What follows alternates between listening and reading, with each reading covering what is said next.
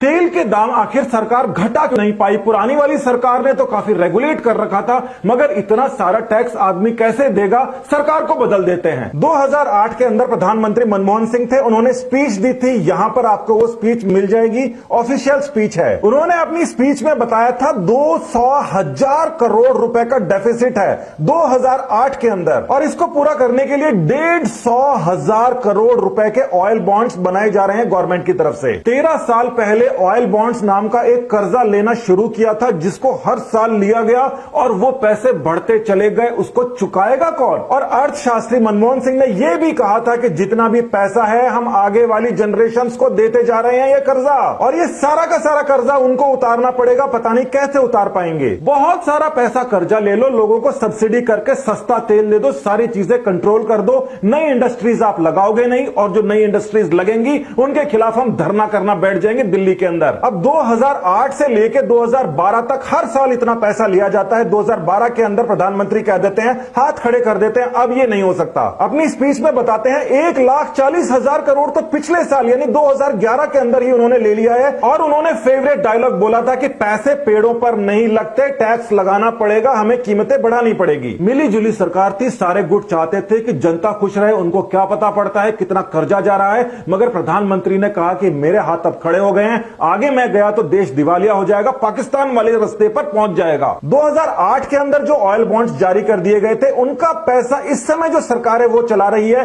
क्योंकि 2008 वाले oil bonds 2018 में जाके मैच्योर होते हैं। यहां पर पैसा उनको वापस करना पड़ता है। इस समय तक सरकार बदल के एनडीए की हो चुकी थी। मतलब इसका यह है कि जो पैसे लिए हैं वो पैसे तो वापस करने ही पड़ेंगे, उनका ब्याज भी वापस करना पड़ेगा। सारा का सारा पैसा मिला के हर साल बढ़ता गया। 10 साल बाद में इसकी पेमेंट होनी शुरू होनी थी। ये जो ऑयल बॉन्ड्स हैं, इनका जो ब्याज है वो देखिए ब्याज कितना बढ़ता जा रहा है। 2008 के अंदर जब मनमोहन सिंह ने कहा था उस समय ये ब्याज था, और 2012 आते आते ये ब्याज पहुंच गया था 10,000 करोड़ केवल और केवल ब्याज के देने जाने थे। 10,000 करोड़ इसके बाद में हर साल दिए जाते हैं केवल और केवल ब्याज के, और साथ के अंदर असल भी दिया जाता है। आप यहां पर देखिए 2009 के अंदर जो बॉन्ड के नाम पर ब्याज लिया गया था, वो धीरे धीरे बढ़ते बढ़ते जब उसको पेमेंट किया जाएगा तो 1,44,186 करोड़ रुपए का हो जाएगा। साल दर साल पैसे लिए गए थे, 10 साल बाद में हर साल हजारों करोड़ रुपए मैच्योर हो जाते हैं। वो पैसा भी देना पड़ता है इंटरेस्ट के साथ। 2030 तक का निपटारा पुरानी सरकारें करके जा चुकी हैं। आपको यह पता होना चाहिए इंडिया की करीब 60% पॉपुलेशन एग्रीकल्चर के ऊपर डिपेंडेंट है, वो बेहिसाब सब्सिडीज लेती हैं। भारत के अंदर 60% लोग सब्सिडी लेते हैं, यानी कि 40% उस सब्सिडी को भरते हैं। सरकार अपनी जेब से नहीं दे सकती, सरकार को टैक्स लेना पड़ता है और वही सब्सिडीज दे सकती है। अब कई सारे लोग बैठे हैं कि अमेरिका के अंदर भी यही होता है, वहां पर भी तो सब्सिडी दी जाती है। वहां पर दी जाती है 2% लोगों को। 2% लोगों को अमेरिका के अंदर एग्रीकल्चर सब्सिडी दी जा रही है, यानी 98% लोग 2% लोगों की सब्सिडी उठा रहे हैं। इंडिया के अंदर 40% 60% की सब्सिडियां उठा रहे हैं। बहुत सारे नेता यहां पर इकट्ठे हो गए, वो बोल रहे हैं कि भाई किसानों को एमएसपी के ऊपर और ज्यादा पैसा दिया जाना चाहिए। और उसमें यह तर्क और है कि पुरानी सरकारों ने जितनी सब्सिडियां दी हैं उससे 1.5 गुना ही इस सरकार ने बढ़ाई है, इसको 10 गुना बढ़ानी चाहिए। अब ये मान लेते हैं कि जो 60% लोग 40% से सब्सिडी ले रहे हैं, उनको एमएसपी के ऊपर भी उनकी उपज के ऊपर ज्यादा पैसे दो।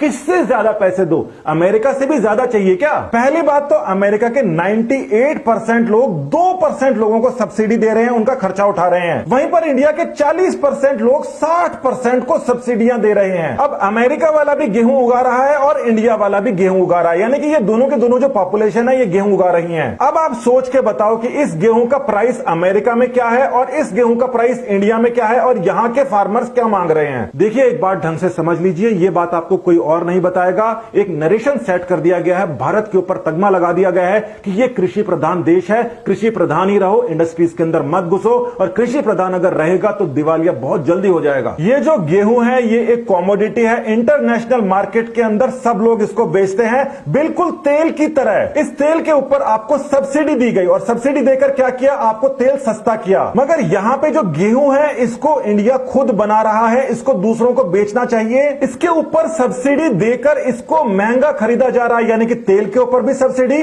और गेहूं के ऊपर भी सब्सिडी। आज का जो अंतरराष्ट्रीय रेट है 1 किलोग्राम का वो 0.20 यूरो है। इसका मतलब यह होता है कि करीब 18 रुपए किलो आज के टाइम में गेहूं मिल रहा है अमेरिका के अंदर, पूरे वर्ल्ड के अंदर 18 रुपए किलो, यानी कि 1800 का रेट, जबकि एमएसपी है 1950 और मार्केट में इस समय चल रहा है 2100।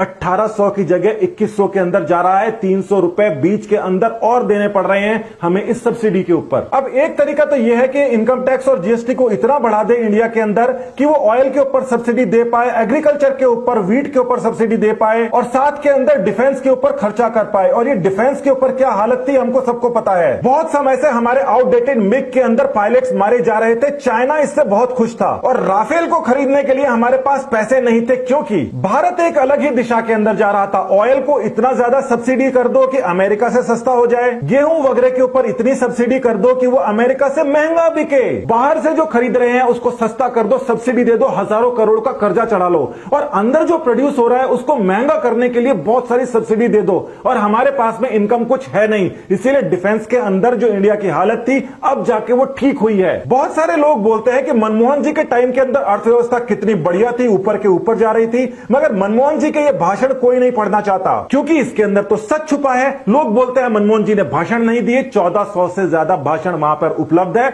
जाके ढंग से देखो। और जो इस समय सरकार कर रही है वो बिल्कुल वही कर रही है जिस चीज के लिए मनमोहन जी ने हाथ खड़े किए थे और वो चाहते थे कि भारत सरकार इस प्रकार से करे, आत्मनिर्भर बने और स्वावलंबी बने। किसानों के लिए सेंटीमेंट सबके हाई है, मगर यह समय है बड़ी कंपनियों का। इंडिया अगर बड़ी कंपनियों के अंदर नहीं गया तो प्रोग्रेस नहीं कर पाएगा, रेट इंटरनेशनल मार्केट में नहीं बढ़ने देंगे ये लोग। केवल 2% लोग इनकम टैक्स देते हैं, या तो उनके ऊपर इनकम टैक्स इतना बढ़ा दिया जाए, व्यापारियों के ऊपर जीएसटी इतना बढ़ा दिया जाए कि सारे के सारे धंधे ठप हो जाएं, इंडिया दिवालिया बन जाए। कई लोग ये कहते हैं कि हम दिवालिया हो जाएंगे मगर फिर भी हमें और ज्यादा सब्सिडी चाहिए। तो देखिए, दिवालिया पाकिस्तान है, आप चले जाइए वहां पर। यहां पर आगे बढ़ने के लिए सख्त फैसले लेने पड़ेंगे और ये सख्त फैसले आज नहीं लिए जा रहे, ये पुराने समय के अंदर बोले गए थे, वो यहां पर लिए जा रहे हैं, उनके पैसे उनको चुकाने पड़ रहे हैं। देश बिल्कुल सही डायरेक्शन में जा रहा है, प्राइम मिनिस्टर के ऊपर किसी प्रकार का आरोप नहीं है। जो लोग इंडस्ट्रियलिस्ट अदानी अंबानी वगैरह के पीछे पड़े हैं कि इन्होंने पैसा खा लिया, वो पहले के सरकारों में भी थे और इनके पीछे इसलिए पड़े हैं क्योंकि बाहर के लोग ये चाहते हैं कि ये यहां पर इंडस्ट्री सेट ना करें, एम्प्लॉयमेंट बढ़े नहीं, इंडिया आगे जाए नहीं। अमेरिका का एग्जाम्पल, इंडिया का एग्जाम्पल आपके सामने है। अमेरिका के अंदर ढेरों अंबानी है, ढेरों अदानी है, इसीलिए वो हमसे आगे है। नमस्कार।